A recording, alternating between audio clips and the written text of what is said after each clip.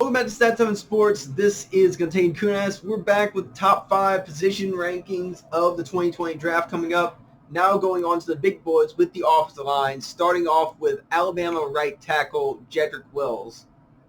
So it's a little difficult trying to explain some of the pros and cons of offensive linemen just for the fact that you can't really go off of stats too much off of this, but he does grade out well to be a strong right tackle where he's going to be a top 10 pick. And just one thing heads up on this, I'm doing top 5 offensive linemen, but every one of these top 5 guys are projected to be offensive tackles. So the guards and centers aren't going to be included because most of them are going to be day 2, day 3 picks at best. So yeah, back to Wills. It was a little surprising for the fact that his left tackle running mate Alex Leatherford ended up coming back for his senior year, but Wills is definitely a very strong offensive tackle at the right tackle position. So a lot of these on the tackle position is going to be more based off of need to be determined who is going to end up getting drafted first. Maybe not so much off of the full, like the top-notch guys. So really 1 through 4 on this list could end up being the top one drafted. But with Wills himself, he's had issue because of how he ended up going down too low in the base. He gets to a point where he kind of gets stuck. He kind of gets stuck in place to where mobility can be a bit of an issue, and he doesn't have a bad habit of having too many pre-snap penalties. But besides that, not too many flaws on him. But you go on the other end, you have Tristan Wirfs, who grades out to be a left tackle in this case. Tough defender, be able to go through defenders in the run game, build up on gaps on this case to where he may be the most, potentially the most raw on this, but the skill set is there. So, they've had it to where he's played both tackle positions and he's played inside on the left guard position. But for the fact that he hasn't really been able to show a significant amount of blocking, a significant amount of push to where that's been inconsistent to where it's like sometimes he's weak on power, he's weak on initial ump into D linemen, into getting around for faster linebackers and corners linebackers and safeties whenever they come around, but he has gone through the wide variety of different positions on the blocking except center. So he really could get moved around because he's considered more of a guard tackle hybrid. Then you have probably the best pure left tackle on this list being Andrew Thomas. He's the strongest one in the draft, strongest power in the draft. He's the most probably pro set at the time being. So he's the most pro ready and be able to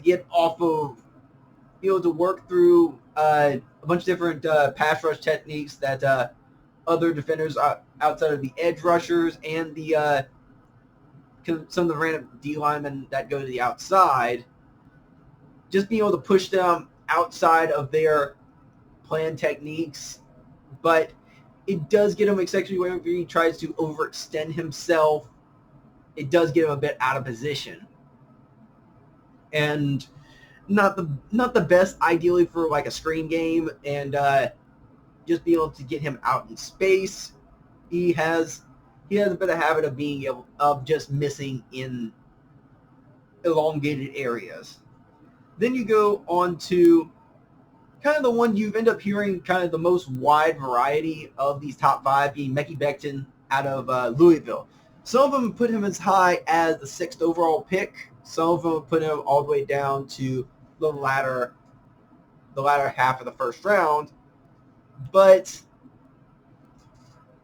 but he is just huge. He's 6'7", 260, so you're not going to be pushing him around. He's long-armed, can actually move fairly well despite that size, and is good at building lanes off of for the running backs.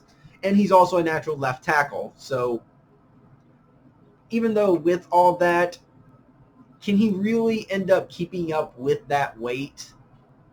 And whenever he does push forward, can he actually keep that balance?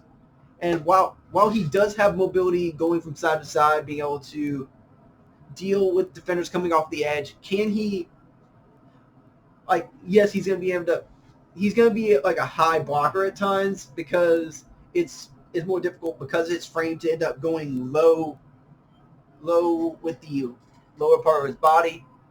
So it does make it to where he could be injury prone because of that. And would he actually be able to build off of his weight? Because he has actually slimmed down from what he was before. He was closer to the 380, 390 point until they kind of fixed his plan. So how is it going to end up working out consistently over an NFL career?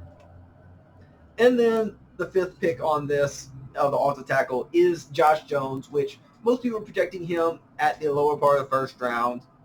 Like, there's a few others that could be put in this place, but yeah, Josh Jones is the one that was consistently put as that fifth guy.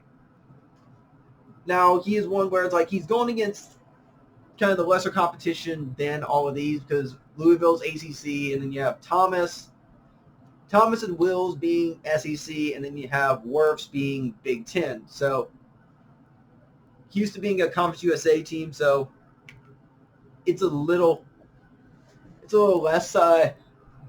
less quality he's gone against. So, and it's also kind of disappointing where it's like teams have draft analysis has shown that he can be a bit lower in a football IQ, which I'm not saying that it's not saying that he's stupid. It's just saying that for someone who's had 4-year experience, you'd think he'd have more technique, like more polished technique to be able to build into the NFL. But that's not saying he's not going to get a first round grade.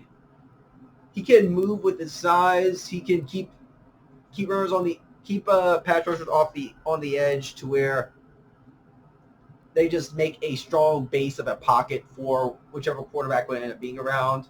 And he, in this case, would be more ideal for a screen game because he's about 6'5", 305, so he can move around in space despite what they say on low-ish football IQ and his limited arm length. Then you go to D-line, where starting off with the defensive ends, there will be another one on D tackles and just base D linemen. But this is more the outside ends and all the primarily pass rushers. And the first one being what everyone is putting as the top prospect overall in this draft and potentially number one overall pick, if not number one, number two, and crazy if he's not number two. Chase Young, where he's slowly built up production where he could have had even more earlier in his career if not surrounded by the Nick Bosas. You had, between Nick Bosa, between all the other Ohio State D-line talent that they've had drafted over the years. So he's steadily gone over production, set Big Ten records in tackles for loss and sacks. So the production's there. The skill set, they've been hyping this guy up since the beginning of 2018. So it's not a surprise that he's the best guy. And whenever it comes into the top line guys on defense, it is a bit difficult to base off of full deficiencies. Young probably has the best skill set easily out of any of the D linemen that is the most polished on him. Just being a defensive versatility where he can end up coming off the edge, he can end up going out in zone coverage. So he's been put in multiple situations where he's had kind of high motor throughout throughout multiple games, going through plenty of rush rooms uh, that's been brutal against a bunch of the top line offensive lines in the country, outside of really the one game against Clemson in the playoffs. So while he is probably the most athletic of really any of the DNs off of this and edge rushers, it does make it to where he's not always the most field aware and does use his athleticism to really make up for just kind of paying attention to his natural surroundings. But still going to be a top 2 pick. Easy, no question. There you go, Bengals, Redskins, or trade up. Go with that. So then you go with one of the bigger risers based off of this past season, but someone who has been kind of hyped through the whole time, but has shown potential to be potentially a top 10 pick, if not like top 20. And that's Caleb Von Chassall. Y'all know him out of LSU. Really had injury issues between his sophomore year and a little bit through his junior year, so that's going to end up harping against him. But still was the leading guy in the backfield for this LSU defense. And despite that ACL tear, came back to a very strong season. And that one game, those numbers in the sophomore year of his was actually only on a half of a game. So his production was set up to where his junior year production could have been his sophomore year, and then he could have built on that from this past season. So he could have been even better if not for that injury. But he's one to be able to end up catching up with people in space, as he shows catching up to CeeDee Lamb in coverage. Well, after a catch. He's be able to easily get past a lot of the top-notch offensive tackles, especially the left tackles, to where he can end up catching up to quarterback before the offensive line's really been fully ready to get their base forward. And he's been consistent, be able to get into the backfield, being a plus run defender, and honestly very able to just stretch himself alongside the offensive line to be able to just kind of confuse quarterbacks and limit the running lanes that running backs have to the outside. But unfortunately, it does make him to where a lot of times whenever he is branching to the outside, that is his one main move. So there's nothing really interior that he has really shown that much outside of a spin move.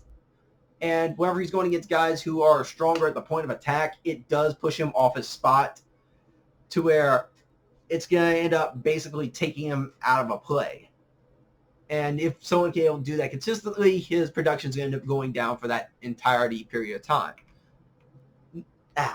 Next, you end up going to probably the number 2 D lineman coming into this season, AJ Epineza out of Iowa. Just built off production every single season, even though I'm a little surprised that how people were highlighting him before the season ended up dropping off after this, even though outside of just a slight decrease in tackles for loss, his production stayed consistent and even got better with everything else. But he's very reactive as athletically as a pass rusher. He works well in the perimeter and is strong against a running attack to where he's going to get in the backfield and is a strong tackler for running backs that come in his zone of the area. But because of how he is as a 4-3 rusher, there's only going to be kind of a limited scheme fit on there. So the main issue that teams have gotten for him is he's not really consistent on effort as getting to the quarterback, getting into the backfield. Whenever the ball gets past the line of scrimmage, he kind of just gives up on the play.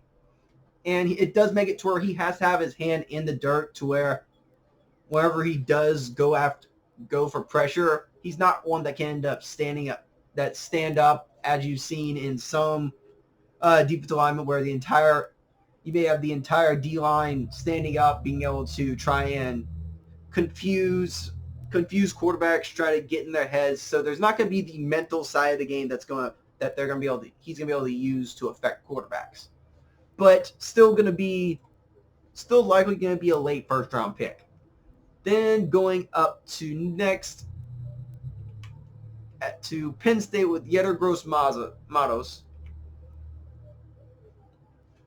where his sophomore season he got 20 tackles for loss, 8 sacks, just a monster season, increasing his sack numbers but lower on his tackle for loss, so being less of a backfield impact in the run, but that's still ridiculous numbers on the season. And he also played 11 games instead of 14 games this season. Like, he's got a very wide wingspan that's going to be able to work against the longer and stronger base offensive linemen, being able to fight against the counters that linemen are going to try to push him out of the way. He's able to get off the line real quick and be able to just keep moving despite if his first move doesn't work. He can keep going off of that, but it does make it to where if he doesn't read things correctly, he can end up just getting pushed out of a play. And because of the motor that he has, he'll wear himself out quickly, and kind of just in the same light as Epenesa, Gross-Matos can be set as a scheme fit as well, to where it's going to be he's going to have to be set in situations where it's 2 DNs / edge rushers and then 2 D tackles. So it's not really going to be something that every team's going to be able to work out with. Then going on to the smaller schools with Curtis Weaver out of Boise State. He's one of the few ones, if not the only one, that had double-digit tackles for loss all 3 seasons that he was in college, and nearly double-digit sacks all 3 seasons.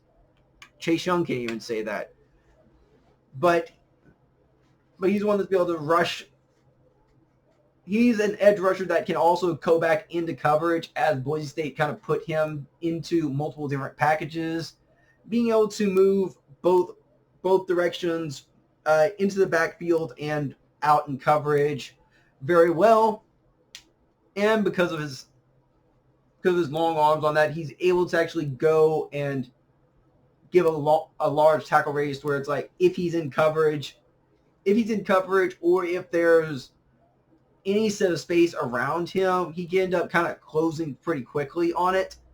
But he's not the most laterally mobile, so if he's going against some sort of speed back, it's going to end up being he's going to get beat by both speed running backs. And there's times despite his number, he has production numbers, but it's not always there consistently, and it does wear himself out whenever he does go high motor for a long period of time. So with that, now go to the big boys on the D line with the D tackles, to where you get Derek Brown out of Auburn, the highest rated D tackle in the draft, where I feel a little bad to mention Abraham out of Southern Miss, because he will be shown again in this video, as he is getting, it feels like back-to-back visuals show him getting trounced. That was just by coincidence. But at this point, we're with the top 10 picks, there's not going to be many flaws that you're going to show on all these positions here, as Brown's going to end up being probably an 8th or 9th pick in that general area, where he is over 320 pounds. He is 6'5". He is a load.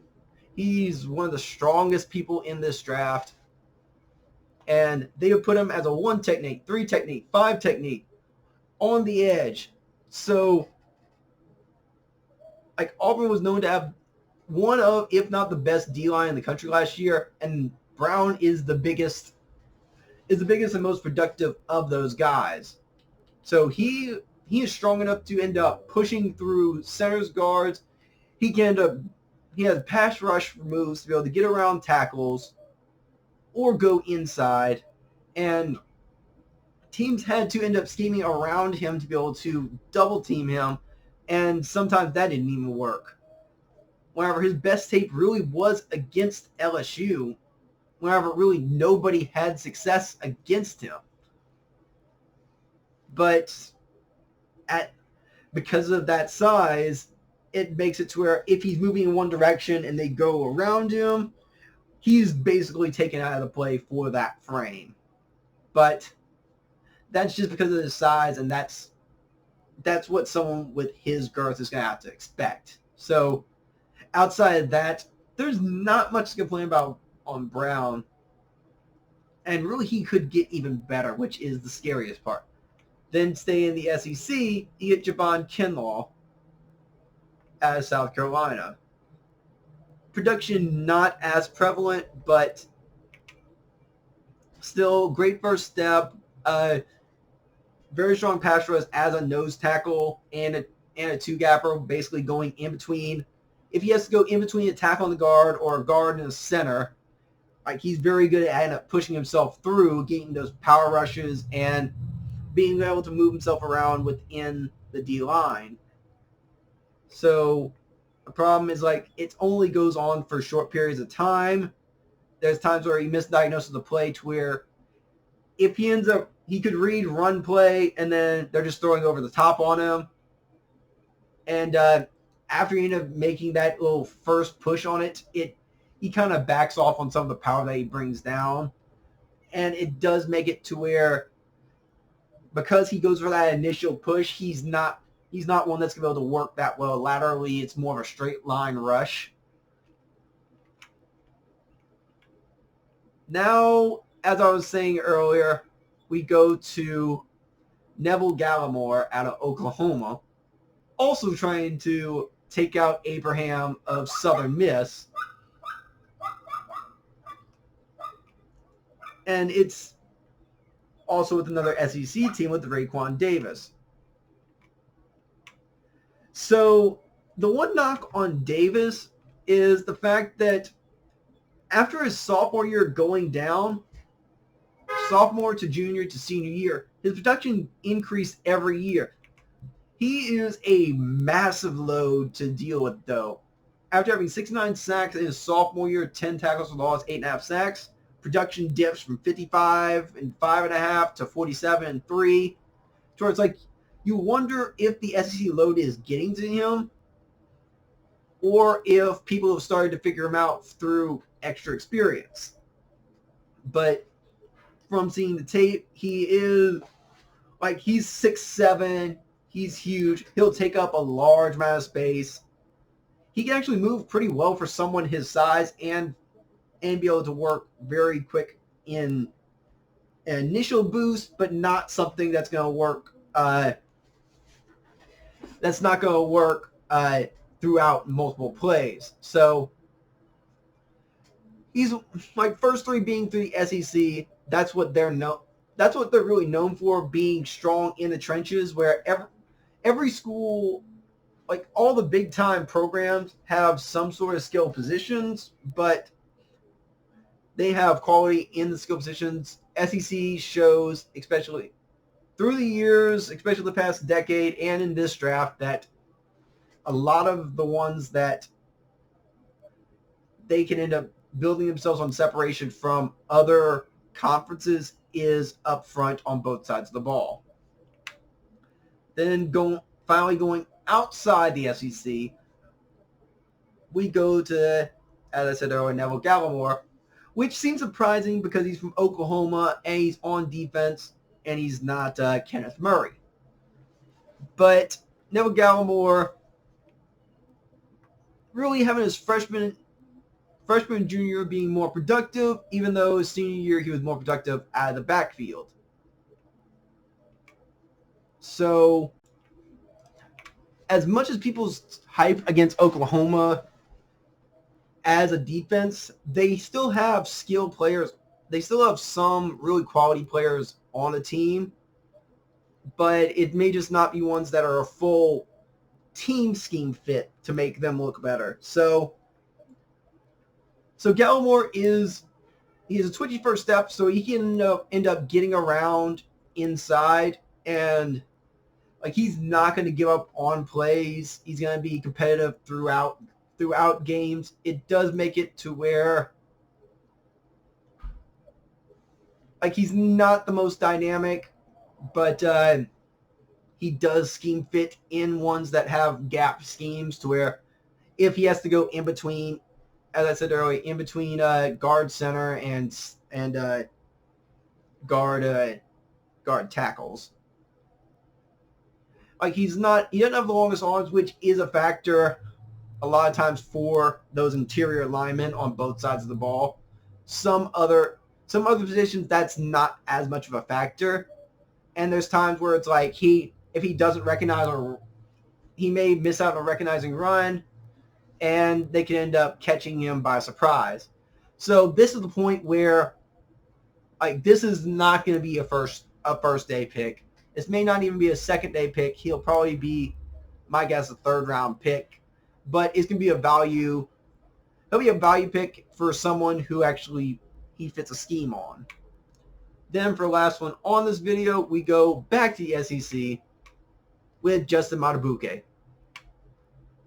where production building up to where sophomore and junior year getting double-digit tackles for loss and 5.5 sacks apiece, and being able to get some production in blocking balls off the line, and actually had a pick this past year, which is rare for a D tackle. But just like Gallimore, strong in gap penetration.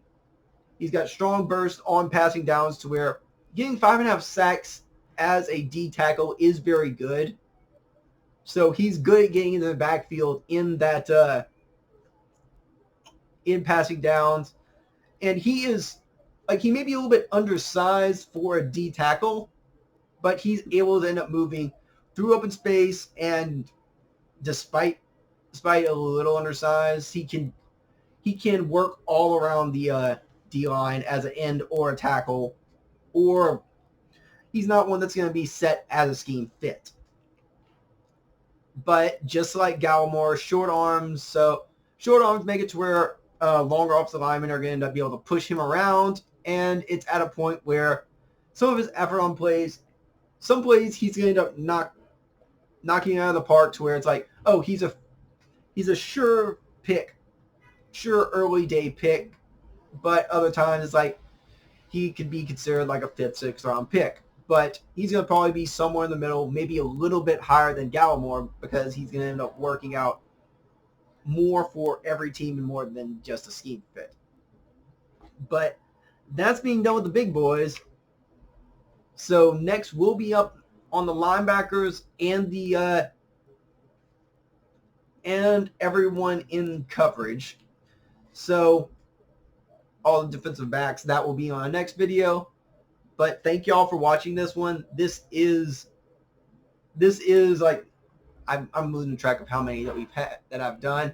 Quarterbacks, running backs, skill positions with wide receivers and tight ends, and this is the first one of the big boys. So there will be 2 more videos. Linebackers will be one thing by itself. I went a little heavy on this one, but yeah, linebackers and cornerbacks and safeties, that's going to go on next. But if y'all like this, if y'all enjoyed this, please like it. Please subscribe to here. Please share it out. We have sports information at the time being. If not any games, we have some sort of content. But this is enjoyable. This is fun. But with that being said, this is Stat 7 Sports. I'm Contain Kunas. Y'all stay safe. See y'all next time.